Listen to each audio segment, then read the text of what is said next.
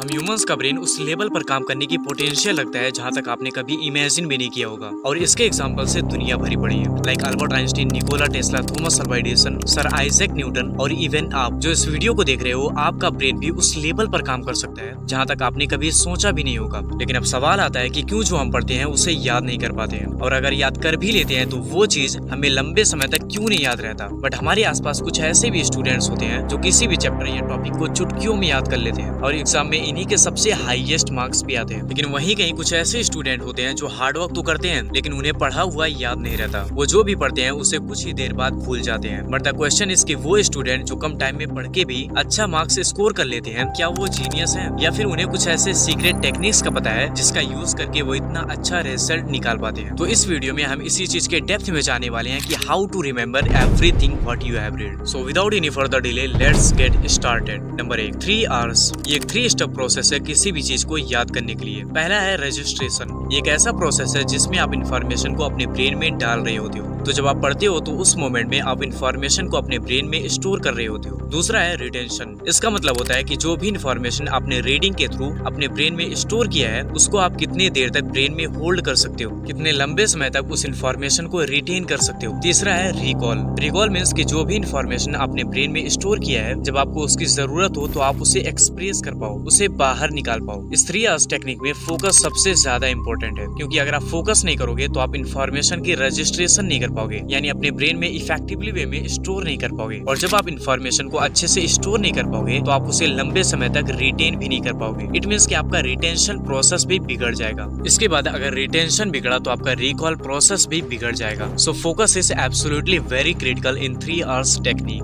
Number 2, verbal and visual learning. Dual coding theory के according जब हम किसी भी इंफॉर्मेशन को विजुअल यानी पिक्चर्स, डायग्राम्स एंड कलर्स के फॉर्म में लेते हैं और वर्बल लर्निंग यानी उसी इंफॉर्मेशन को टेक्स्ट, स्पीच के फॉर्म में लेते हैं, तो इससे हमारे ब्रेन में 2 अलग अलग मेंटल रिप्रेजेंटेशंस क्रिएट होती हैं। यानी रिट्राइवल के लिए 2 अलग अलग पाथवेज क्रिएट होती हैं। रिट्राइवल का मतलब होता है कि किसी भी इंफॉर्मेशन को अपने ब्रेन से बाहर लाना।